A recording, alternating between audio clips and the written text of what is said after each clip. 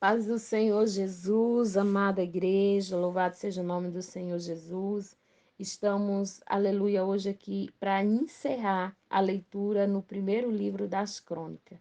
Esse livro onde, aleluia, nos mostrou a genealogia de Adão até Davi e também, aleluia, os acontecimentos do reinado de Davi. E hoje nós vamos encerrar a leitura no livro do aleluia, no primeiro livro das Crônicas, louvado seja o nome do Senhor, lendo o capítulo 28 e 29, em nome de Jesus. Vamos iniciar nossa leitura, louvado seja o nome do Senhor Jesus, capítulo 28 do primeiro livro das Crônicas. Davi apresenta Salomão para ficar no seu lugar. O rei Davi ordenou que todas as autoridades de Israel se reunissem na cidade de Jerusalém. Portanto, se reuniram em Jerusalém todos os chefes das tribos, os oficiais que cuidavam dos negócios do reino, os chefes dos grupos de família, os administradores das propriedades de todo o gado que pertencia ao rei e aos seus filhos. Também os funcionários do palácio, os oficiais superiores do exército e outros homens importantes.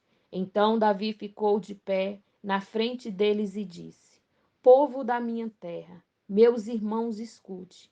Eu quis construir uma casa onde ficasse guardada para sempre a arca da aliança, que é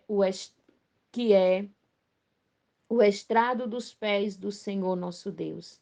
Eu havia feito preparativo para construir um templo em sua honra, mas ele me proibiu de construí-lo porque sou soldado e fiz correr muito sangue. O Senhor, Deus de Israel, escolheu a mim e os meus descendentes, a fim de governarmos o povo de Israel para sempre.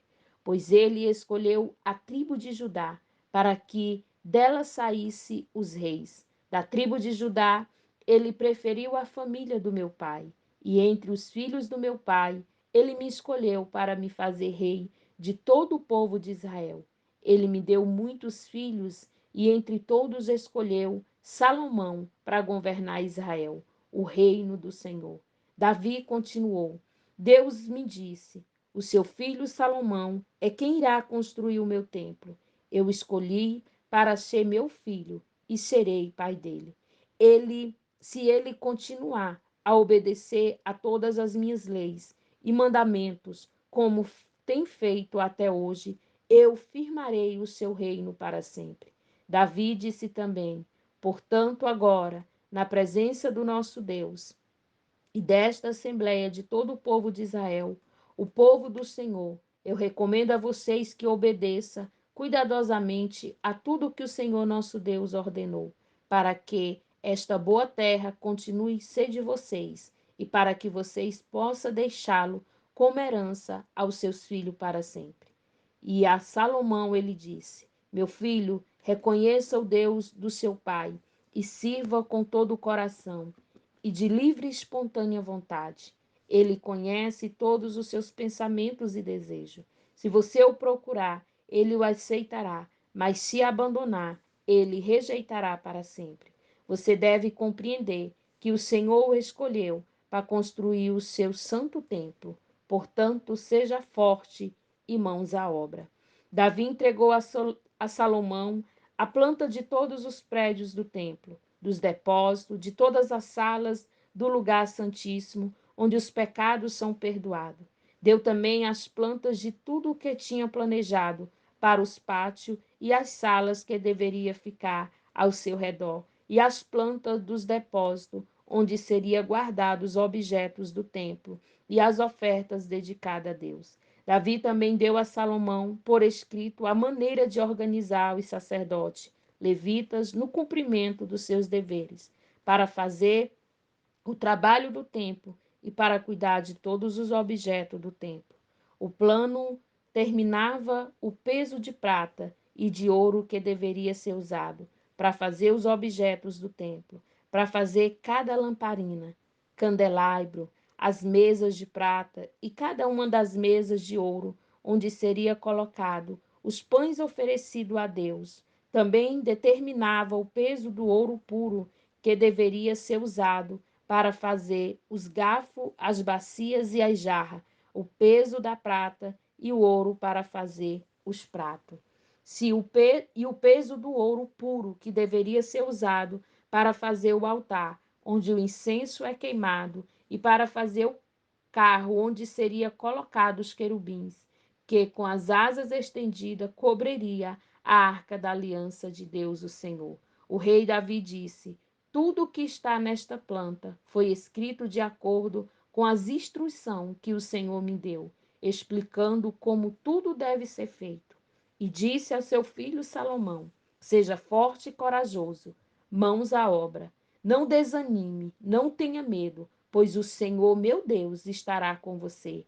Ele não o abandonará, mas ficará com você até terminarem todas as obras da construção do templo. Os sacerdotes e os levitas foram escalados para cuidar do serviço do templo. Trabalhadores que sabem fazer todo tipo de serviço estão prontos para ajudá-lo, e todo o povo e os líderes estão às suas ordens. Ofertas para a construção do templo. Capítulo de número 29 do primeiro livro das Crônicas. Depois o rei Davi disse a todo o povo: o meu filho Salomão é o único a quem Deus escolheu, mas ele ainda é jovem, sem experiência. O trabalho a ser feito é enorme, porque não se trata da construção de um palácio onde vão morar pessoas, mas de um templo para Deus, o Senhor. Para construir o templo do meu Deus, preparei com todo o esforço o material necessário, isto é, ouro, prata, bronze, ferro, madeira, pedra de onix, pedras preciosas, pedras de várias cores para um mosaico e muito mármore. Mas, além de todos os preparativos que fiz para o templo, dei também prata e ouro, que me pertence, pois amo o templo do meu Deus. Dei mais de 100 toneladas do mais puro ouro e 240 toneladas de prata pura para revestir as paredes do templo e para todos os objetos que os artesãos vão fazer. Agora, quem está disposto a dar a oferta ao Senhor Deus por vontade própria? Então, o chefe dos grupos de família, as autoridades das tribos oficiais do exército, os administradores das propriedades do rei, deram de livre vontade para a obra do templo o seguinte: mais de 170 toneladas de ouro, 10.000 barras de ouro, 340 toneladas de prata, 615 toneladas de bronze e 13.420 toneladas de ferro. Aqueles que tinham pedras preciosas deram essas pedras para o tesouro do templo, que eram administrados por Jeiel, do grupo de família, levitas de Jasson. O povo deu de boa vontade ofertas a Deus o Senhor. Eles ficaram alegres porque havia sido dado tanto. Ele ficou alegre porque havia sido dado tanto. O rei também ficou muito feliz. Davi louva a Deus. Então, ali na frente de todo o povo de Israel, Davi louvou a Deus o Senhor. Ele disse: o Senhor, Deus do nosso antepassado Jacó, bendito seja para sempre. Tu és grande e bondoso, glorioso, esplêndido e majestoso. Tudo o que existe no céu e na terra pertence a ti. Tu és o rei, o soberano governador de tudo. Toda riqueza e prosperidade vem de ti. Governa todas as coisas com o teu poder e a tua força, e pode tornar grande e forte qualquer pessoa. Agora, nosso Deus, nós te agradecemos e louvamos o teu nome glorioso. No entanto, o meu povo e eu não podemos, de fato, te dar nada, pois tudo vem de ti, e nós somente devolvemos o que já era teu. Tu sabes, ó Senhor, que tanto os nossos antepassados como nós passamos pela vida como estrangeiro, como pessoas que estão de passagem. Os nossos dias são como a sombra que passa e não podemos escapar da morte. Ó Senhor nosso Deus, nós trouxemos de toda esta riqueza a fim de construir um templo para honrar o teu santo nome, mas tudo isso veio de ti e tudo é teu. Eu sei que tu põe à prova os corações e ama as pessoas corretas, com honestidade e sinceridade. Eu te dei de livre vontade tudo isso e vejo com alegria que o teu povo que está reunido aqui trouxe de boa vontade ofertas a ti. Ó Senhor Deus dos nossos antepassados, Abraão, Isaque e Jacó, conserva para sempre no coração do teu povo essa disposição e este pensamento e guarda o fiel a ti. Dá ao meu filho Salomão o desejo de obedecer com todo o coração todos os teus mandamentos e ordens e a vontade de construir o templo para o qual fiz estes preparativos. Então Davi disse a todo o povo: louve o Senhor nosso Deus. E todo o povo louvou o Senhor, o Deus dos seus antepassados. Todos se ajoelharam e encostaram o rosto no chão, adorando a Deus e prestando homenagem ao rei. No dia seguinte, mataram animais em sacrifício, dedicando a Deus o Senhor, e depois o entregaram para o povo para que comesse. Além disso, 1000 touros novos, 1000 carneiros e 1000 ovelhas foram completamente queimadas no altar. Também trouxeram ofertas de vinho. Naquele dia comeram e beberam com muita alegria na presença de Deus. Depois foi anunciado pela segunda vez que Salomão era o rei. Em nome do Senhor, eles ungiram como seu rei e ungiram Zadok como sacerdote. E assim o rei Salomão sentou-se no trono de Deus, o Senhor, em lugar de Davi, o seu pai. Ele enriqueceu e todo o povo de Israel lhe obedecia. Todos os oficiais e soldados, e até os outros filhos de Davi, prometeram ser fiéis a Salomão. O Senhor fez com que todo o povo respeitasse Salomão e o tornou o mais glorioso rei do que qualquer outro rei que havia governado Israel. A morte de Davi.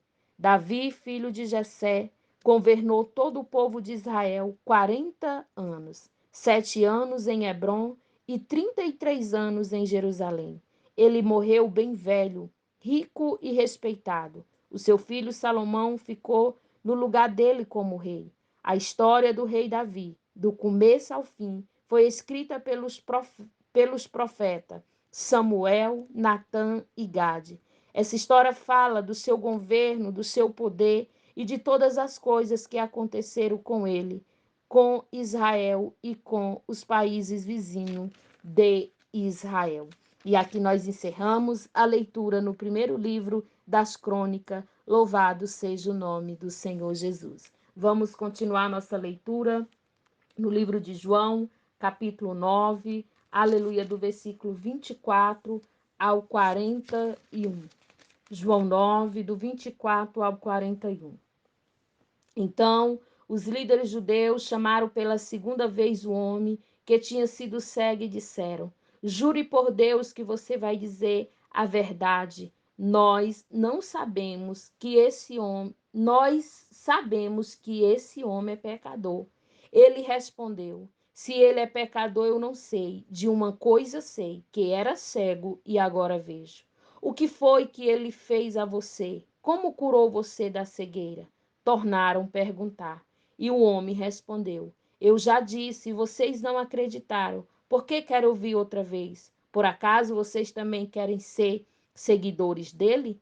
Então ele os xingaram e disseram: você é um seguidor dele? Nós somos seguidores de Moisés. Sabemos que o nosso Deus falou com Moisés, mas este homem nós nem mesmo sabemos de onde ele é. Ele respondeu: que coisa esquisita! Vocês não sabem de onde ele é, mas ele me curou. Sabemos que Deus não atende pecadores, mas ele atende os que respeitam e faz a sua vontade. Desde que o mundo existe, nunca se ouviu dizer que alguém estivesse curado um cego de nascença. Se esse homem não fosse enviado por Deus, não teria podido fazer nada. E eles disseram: você nasceu cheio de pecado e é você que quer nos ensinar? E expulsaram da sinagoga. A cegueira espiritual. Jesus ficou sabendo que tinha expulsado o homem da sinagoga e foi procurá-lo. e quando o encontrou, perguntou: Você crê no Filho do Homem? Ele respondeu: Senhor, quem é o Filho do Homem para que eu creia nele? Jesus disse: Você já ouviu. É ele que está falando com você. Eu creio, Senhor, disse o homem, e se ajoelhou diante dele. Então Jesus afirmou: Eu vim a este mundo para julgar as pessoas, a fim de que o cego veja e que fiquem, aleluia, a fim de que o cego veja e que fique cego os que vê. Alguns fariseus que estavam com ele ouviram isso e perguntaram: Será que isso quer dizer que nós também somos cegos? Se vocês fossem cegos, não teriam culpa, respondeu Jesus. Mas como dizem, quem pode ver, então continue tendo culpa. Essa foi a nossa leitura de hoje. Que Deus em Cristo possa vos abençoar. Compartilhe a leitura da palavra do Senhor, porque o Senhor fala aos corações através da sua palavra. Amém? Que Deus em Cristo abençoe a igreja dele na terra, em o nome de Jesus.